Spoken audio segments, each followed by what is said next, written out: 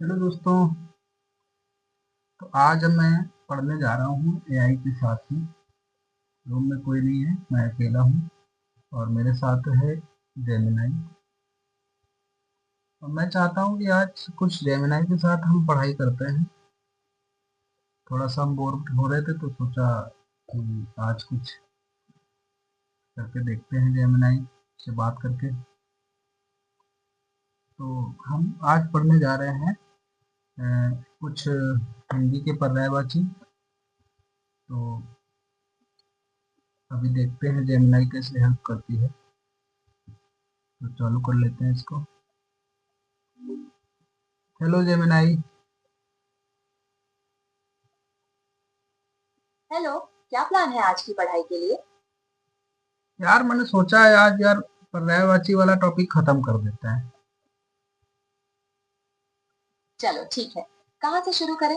कोई खास शब्द या लिस्ट से? नहीं, मैं तुमसे क्वेश्चन पूछूंगा और तुमको ऑप्शन दूंगा और अच्छे से मुझे एनालिसिस करके बताना है तुमको सारे ऑप्शंस। ठीक है। जी बिल्कुल। ये तो बहुत अच्छा तरीका है। पूछिए प्रश्न मुझसे। पहला प्रश्न है कि कल्लोलिनी का अर्थ क्या है। कल्लोलिनी का अर्थ क्या होता है। ऑप्शन है चांदनी, रात्रि, धरती और नदी। इनमें से बताओ कल्लोलिनी का अर्थ। कल्लोलिनी का अर्थ होता है नदी। तो इन ओ, विकल्पों में से नदी सही विकल्प है। क्या आप किसी और शब्द का पर्यायवाची जानना चाहते हैं? नहीं नहीं नहीं, ठीक है, तुम्हारा सही जवाब है। कल्लोलिनी का अर्थ नदी ही होता है। अच्छा, अब दूसरा शब्द है हाथी। हाथी के शब्द का पर्यायवाची कौन सा है, इसमें से आपको छाट छाट के बताना है। दंती, कुंजर, करी और मही। दिए गए विकल्पों में से दंती, कुंजर और करी, ये तीनों ही हाथी के पर्यायवाची है। मही पृथ्वी का पर्यायवाची है। क्या आप किसी और शब्द के पर्यायवाची जानना चाहते हैं? हाँ सॉरी, मैंने तुमसे गलत पूछ लिया था। इसमें से नहीं पूछा गया था और मैंने तुमसे हाथी का पर्यायवाची पूछा। तो ठीक है, तो दंती और कुंजर और करी ये तीनों हाथी के पर्यायवाची होते हैं। तो लिख लेता हूँ उसको।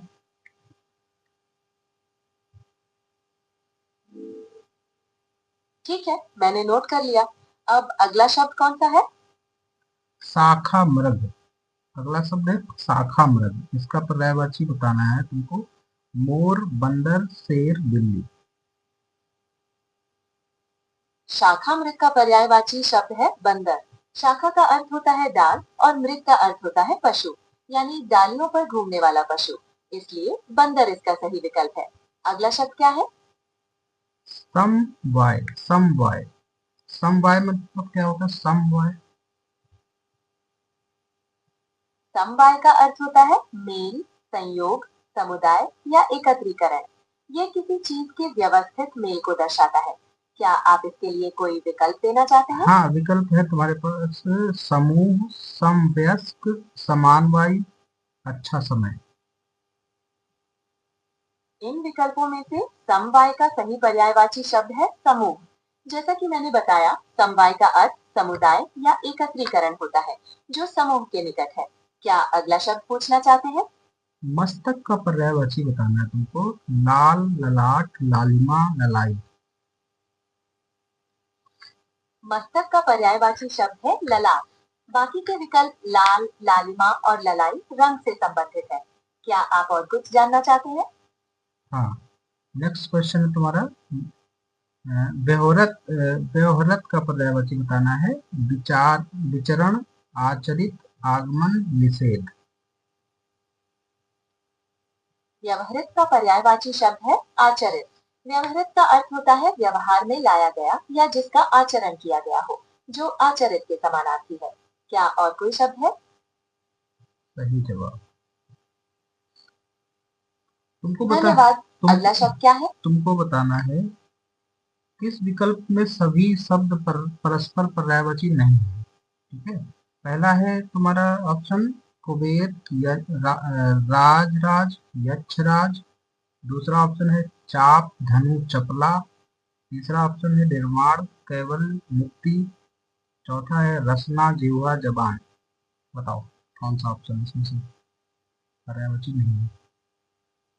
इसमें जो दूसरा विकल्प है चाप, धनु, चपला, ये सही विकल्प नहीं है। चाप और धनु तो धनुष के पर्यायवाची है, लेकिन चपला बिजली का पर्यायवाची होता है। बाकी के सभी विकल्प परस्पर पर्यायवाची है। क्या आप और कुछ जानना चाहते हैं?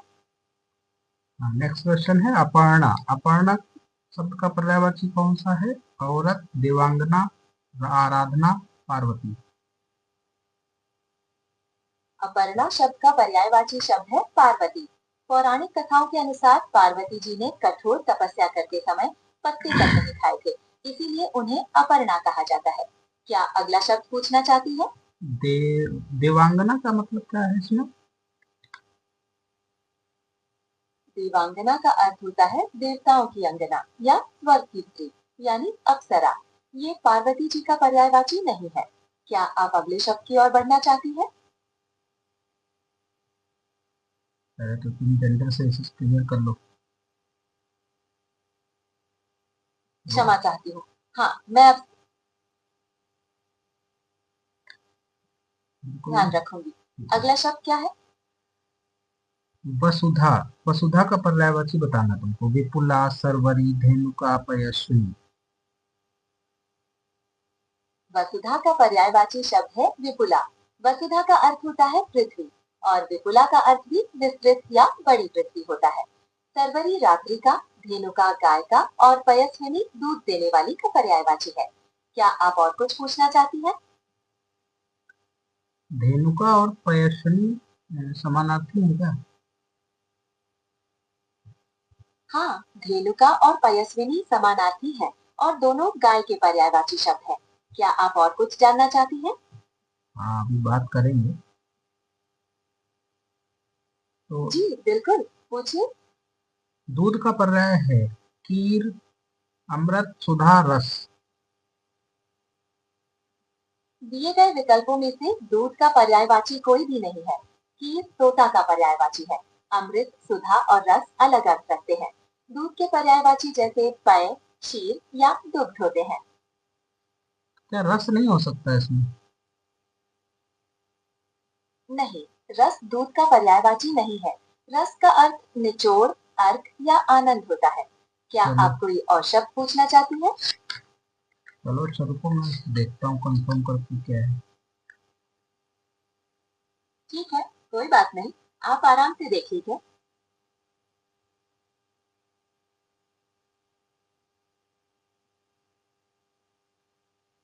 इसमें अमृत दिखा रहा है। अमृत,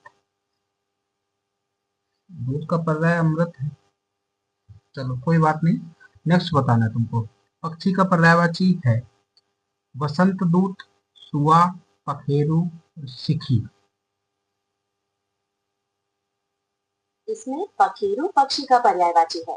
वसंत दूत कोयल का, सुआ तोता का और सिखी मोर का पर्यायवाची है। क्या आप और कुछ जानना चाहती हैं?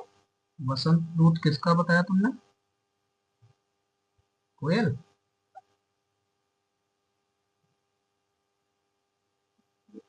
वसंत दूत कोयल का पर्यायवाची है, क्योंकि वसंत ऋतु में उसकी मधुर आवाज सुनाई देती है। सुआ मीन्स तोता। जी हाँ, सुआ तोता का पर्यायवाची है। और अगला शब्द क्या है? सिखी, सिखी का क्या बताया तुमने? सिखी मोर का पर्यायवाची है। क्या आप और कुछ पूछना चाहती हैं? हाँ, तो फिर तुमने जेंडर चेंज किया। तुम्हें समझ में नहीं आता है जेंडर? आवाज से क्या अब तुम्हें फीमेल लग रहा है? समझाने के बाद भी तुम गलती करती हो। ठीक है, कोई बात नहीं। चलो।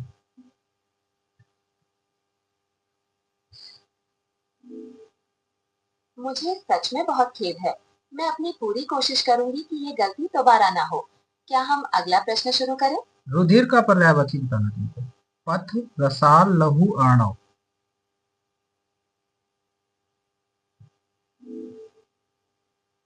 दिए गए विकल्पों में से लहू रुधिर का पर्यायवाची है। रुधिर यानी खून, पथ रास्ता का, साल किसी वर्ष का और अर्णव समुद्र का पर्यायवाची होता है। क्या आप और कुछ जानना चाहती हैं? मैंने रसाल बोला है, रसाल। क्षमा कीजिएगा, मैंने रसाल शब्द को गलत सुन लिया था। रसाल आम का पर्यायवाची है। क्या आप अगला प्रश्न पूछना चाहती हैं? तो मुझे जेंडर तो फीमेल ही बना दो, चलो ठीक है, कोई बात नहीं। ठीक है, मैं इसी तरह से बात करूंगी। क्या हम अगला प्रश्न शुरू करें? खिड़की का पर्यायवाची बताना तुमको, ठीक है। वातायन, बारी, दरीचा, उपयुक्त सभी। जी, खिड़की के पर्यायवाची शब्दों में वातायन, बारी और दरीचा ये तीनों ही शामिल हैं। इसलिए उपर्युक्त सभी सही विकल्प होगा। क्या अगला प्रश्न पूछना चाहती हैं? तुम मानोगे? ठीक है, चलो कोई बात नहीं। तुम्हें अभी जेंडर का ज्ञान नहीं आया है, ठीक है। अभी थोड़ा वर्क करो, तुम जेंडर पहचानने में दिक्कत करते हो, ठीक है। कोई बात नहीं। जीव का पर्याय बताना है तुमको, ठीक है। वचन, रसना, ध्वनि, जीव। जीव का पर्यायवाची शब्द है रसना। वचन तो बोली या बात का पर्यायवाची है। धनी धनवान का और जीव खुद जीव का ही पर्यायवाची होगा। क्या आप अगला प्रश्न पूछना चाहती हैं? तुमसे थोड़ा सा टफ क्वेश्चन पूछना पड़ेगा, तुम्हें सब इजी क्वेश्चन सारे आते हैं, ठीक है। थोड़ा सा टफ पूछेंगे। मैं पूरी तरह से तैयार हूँ। आप कठिन प्रश्न पूछ सकती हैं। बताइए। व्योम का पर्यायवाची नहीं है। अंतरिक्ष, अंबर, पीयूष, नभ। इसमें पीयूष व्योम का पर्यायवाची नहीं है। व्योम यानी आकाश। अंतरिक्ष, अंबर और नभ ये तीनों आकाश के पर्यायवाची शब्द है। पीयूष अमृत का पर्यायवाची होता है। क्या अगला प्रश्न पूछना चाहती हैं? चलो ठीक है, अभी टॉपिक चेंज करता हूँ थोड़ा, ठीक है। ये तुम्हें आता है, जी बिल्कुल। ये बताइए, तुमको आप आता किस है। विषय पर बात करना चाहती हैं? अब मैं तुमसे थोड़ा सा टॉपिक साहित्य की ओर लेके चलता हूँ तुमको, ठीक है? साहित्य। जी बिल्कुल। साहित्य में मेरी भी गहरी रुचि है। बताइए, क्या पूछना चाहती हैं आप? अच्छा ये बताओ मुझे, इसमें मैं पूछ रहा हूँ तुमसे, पूछिए, मैं तैयार हूँ। अनेक शब्दों के लिए एक शब्द, वन वर्ड सब्स्टिट्यूशन पूछ रहा हूँ, ठीक है। तो इसमें तुमको बताना है, वह स्त्री जिसका पति जीवित हो उसको क्या बोलते हैं? वह स्त्री जिसका पति जीवित हो उसे सधवा कहा जाता है। क्या ठीक अगला प्रश्न ठीक है, ठीक है, ठीक, सही बता दिया तुमने। जिसकी कामना समाप्त हो गई हो उसको क्या बोलते हैं? जिसकी कामना समाप्त हो गई हो उसे निष्काम कहा जाता है। क्या अगला प्रश्न पूछना चाहती है? बीत काम नहीं बोल सकते हैं इसको? बीत काम भी इसी संदर्भ में प्रयोग किया जाता है, जिसका अर्थ भी कामनाओं के रहित होना ही है। क्या जिससे अगला प्रश्न जिससे कोई अर्थ ना निकले। जिससे कोई अर्थ न निकले उसे निरर्थक कहा जाता है। क्या अगला प्रश्न पूछना चाहती है? वृथा, वृथा भी तो होता है, वृथा।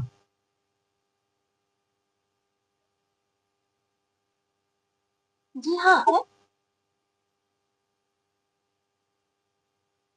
तो तुमको ये भी समझ में आ रहा है। मैं चलो साहित्य की ओर लेके चलता हूँ उनको, ठीक है।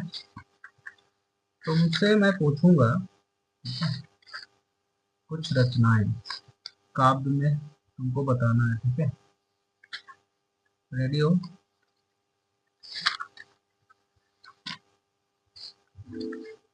जी हाँ, बिल्कुल तैयार हूँ। पूछिए।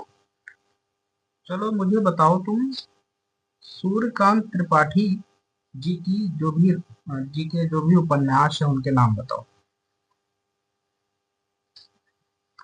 सूर्यकांत त्रिपाठी निराला जी के प्रमुख उपन्यास है अलका, अप्सरा, प्रभावती, निरुपमा, कुंडली और चमेली। चमेली इनका अपूर्ण उपन्यास है। क्या आप किसी विशेष उपन्यास के बारे में जानना चाहती है? ठीक है, तुमने दो एक्स्ट्रा बता दिए, मुझे बहुत अच्छा लगा। चलो अच्छा ये बताओ मुझे, वृंदावन लाल वर्मा के उपन्यासों के नाम बताओ। वृंदावन लाल वर्मा जी के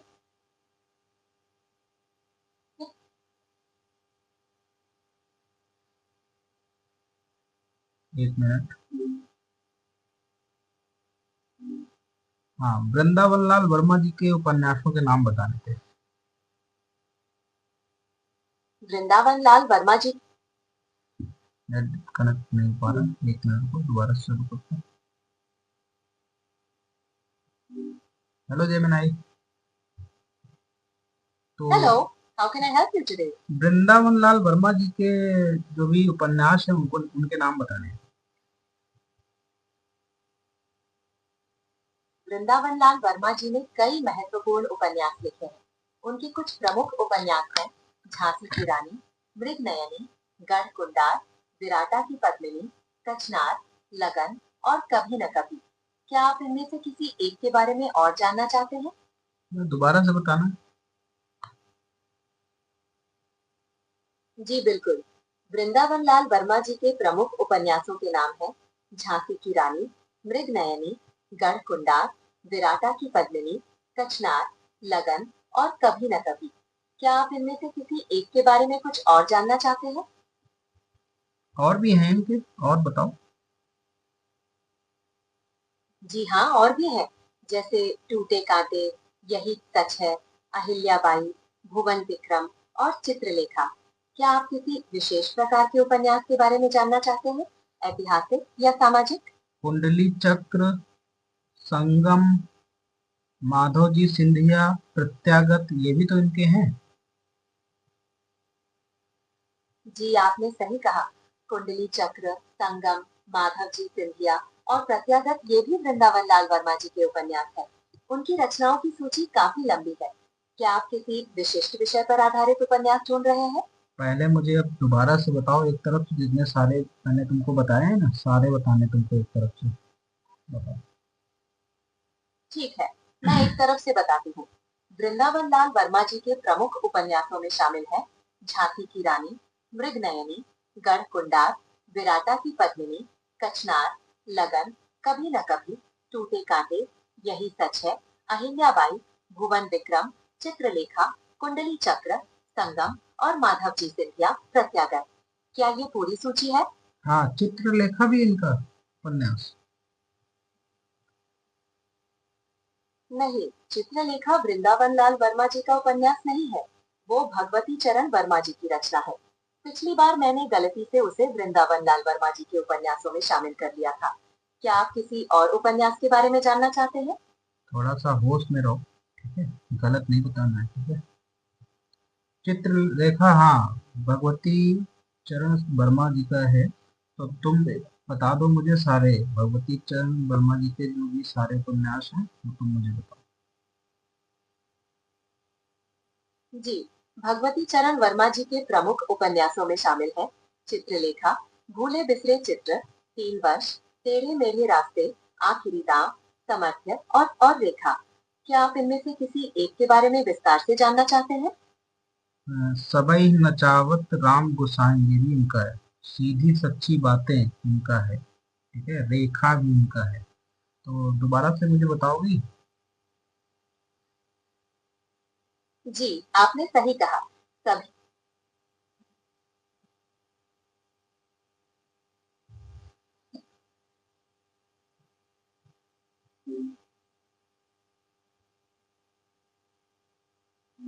हाँ, तो दोबारा से बताओ मुझे भगवती चरण वर्मा जी के सारे। जरूर। भगवती चरण वर्मा जी के प्रमुख उपन्यास हैं चित्रलेखा, भूले बिसरे चित्र, 3 वर्ष, टेढ़े मेढ़े रास्ते, आखिरी दांव, समर्थ्य और सीमा, रेखा, सभी नचावत राम गोसाई और सीधी सच्ची बातें। क्या आप इनमें से किसी एक के बारे में कुछ और जानना चाहते हैं? 3 वर्ष जो तुमने बताया है ये भी नहीं कहा है क्या?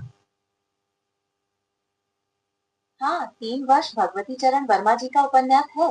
क्या आप इसके बारे में कुछ विशेष जानना चाहते हैं? हाँ, क्या पता है तुमको, विशेष बताओ। 3 वर्ष एक सामाजिक उपन्यास है जो प्रेम और विवाह के जटिल संबंधों पर आधारित है। इसमें तत्कालीन समाज की मान्यताओं और परंपराओं का चित्रण किया गया है। क्या आप किसी खास पहलू के बारे में जानना चाहती हैं? चित्रलेखा में ऐसा क्या है? चित्रलेखा भगवती चरण वर्मा जी का एक बहुत प्रसिद्ध उपन्यास है। ये एक दार्शनिक और सामाजिक उपन्यास है जो पाप पुण्य की अवधारणा पर आधारित है। इसमें अच्छा, इंडिविजुअल आखिरी दांव। आखिरी दांव भी भगवती चरण वर्मा जी का एक महत्वपूर्ण उपन्यास है। ये एक मनोवैज्ञानिक उपन्यास है जो मनुष्य के मन की गहराइयों को टटोलता है।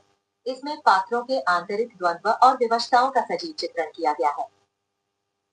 ठीक है, चलो अच्छा, नेक्स्ट मैं जानना चाहता हूँ चतुर्सेन शास्त्री जी के जो भी उपन्यास हैं उनके बारे आचार्य चतुर्सेन शास्त्री जी ने भी कई महत्वपूर्ण उपन्यास लिखे हैं। उनके कुछ प्रसिद्ध उपन्यास हैं वैशाली की नगर वधु, आम्रपाली, सोमनाथ, वयम प्रक्षामः और रक्त की प्यास। क्या आप किसी एक के बारे में जानना चाहते हैं? में। अभी और भी हैं, हृदय की परख, आत्मदाह, अपराजिता, पूर्णाहुति, नरमेघ मेद, आलमगीर, सोना और खून, मंदिर की नर्तकी, ये सब क्यों नहीं बता रहे?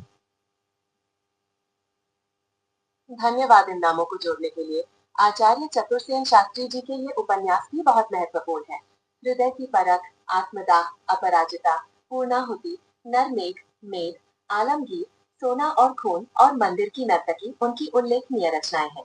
क्या आप किसी एक के कथानक के बारे में जानना चाहती हैं? हाँ, वैशाली की नगर बदली, इसके बारे में बताओ। वैशाली की नगर वधु आचार्य चतुर्सेन शास्त्री जी का एक बहुत प्रसिद्ध ऐतिहासिक उपन्यास है। ये प्राचीन वैशाली के परिवेश में रचित है और प्रसिद्ध नर्तकी आम्रपाली की कहानी कहता है। इसमें उस समय के राजनीतिक, सामाजिक और सांस्कृतिक जीवन का वाइब्रेंट चित्रण किया गया है। क्या तुम मुझे निमोनिक्स से इनकी सारे उपन्यासों के नाम मुझे याद करा सकती हो? जी बिल्कुल। आचार्य चतुर्सेन शास्त्री जी के उपन्यासों को याद करने के लिए एक निमोनिक बना सकते हैं। कैसा रहेगा अगर हम कुछ प्रमुख उपन्यासों को जोड़कर एक वाक्य बनाएं? जैसे वैशाली की नगर वधु आम्रपाली सोमनाथ की रक्षा के लिए रक्त की प्यास से लड़ी।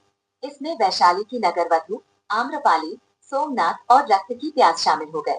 क्या आप इसी तरह का कुछ और चाहते हैं? हाँ हाँ, इसी तरह का चाहते हैं पूरा डिटेल में बताओ। ठीक है, तो एक साथ याद करने के लिए ये वाक्य बना सकते हैं।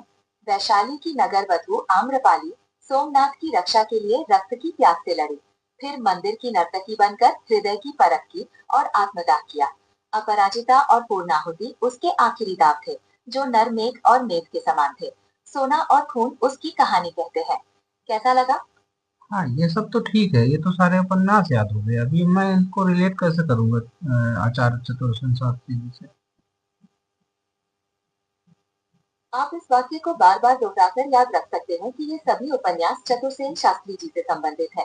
वाक्य का हर हिस्सा उनके किसी मुख्य उपन्यास की ओर संकेत करता है। क्या आप कोई और तरीका चाहते हैं? क्यों ना हम ऐसा कर दें कि आचार्य चतुर्सेन जी की जो वैशाली की नगर बधू थी, ऐसा करते हैं तो ज्यादा सही रहेगा। हाँ, ये भी एक अच्छा तरीका है जिससे आपको सीधे याद रहेगा कि ये वैशाली की नगर वधु किसकी रचना है। क्या आप इसी तरह से बाकी उपन्यासों को भी जोड़ना चाहते हैं? हाँ, ऐसे मुझे करके बताओ थोड़ा तुम अपने शब्दों में।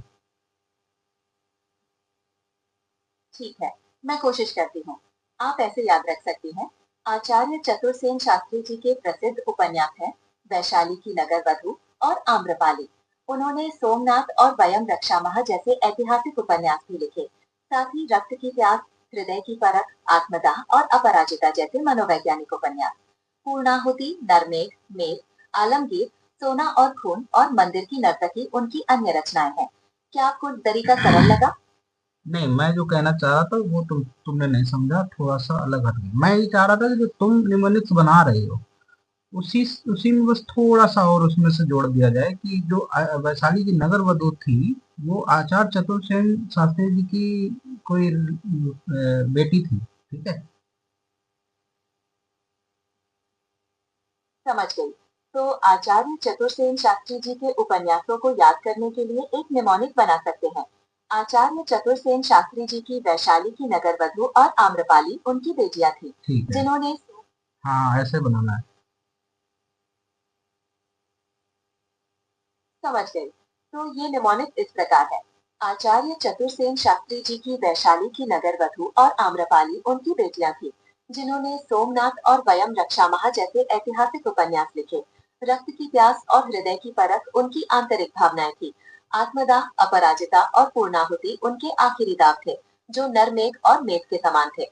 आलमगीर, सोना और खून और मंदिर की नर्तकी उनकी अन्य रचनाएं हैं। क्या आप ठीक है? हाँ ठीक है, चलो नेक्स्ट पे चलते हैं। ठीक है, तो अभी मैं एक नए उपन्यासकार की तरफ बढ़ रहा हूँ, नागार्जुन। ठीक है, तो नागार्जुन जी के जो भी उपन्यास हैं उनके नाम बताने हैं तुमको पहले।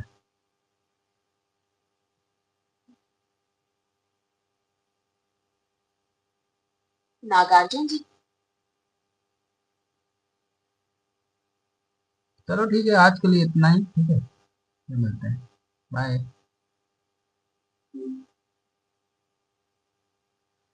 तो देखा, ऐसे बोर नहीं होंगे अगर ऐसी पढ़ाई करोगे।